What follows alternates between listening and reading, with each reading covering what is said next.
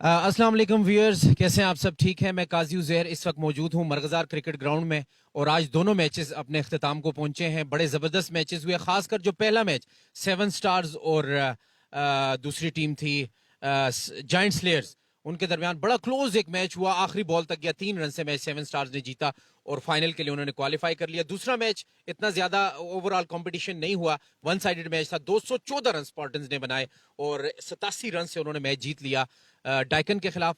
अब कल इस टूर्नामेंट का यानी कि बिग बैश लीग सीजन 5 का final match Rawal cricket ground Rawalpindi में खेला जाएगा और यकीनन एक बड़ा मैच होगा। दो सेमीफाइनल जीतने वाली टीमें दोनों फाइनल मैच जीतना चाहेंगी और चैंपियन बनने के लिए ग्राउंड में उतरेंगी। देखना होगा कौन सी team Big Bash League season 5 का जो है वो चैंपियन बनने का एजाज हासिल करती है और ट्रॉफी लिफ्ट करती है।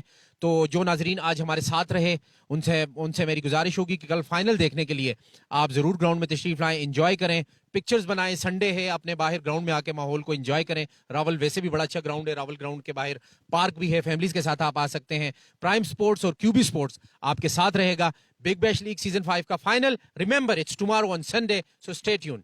Thank you.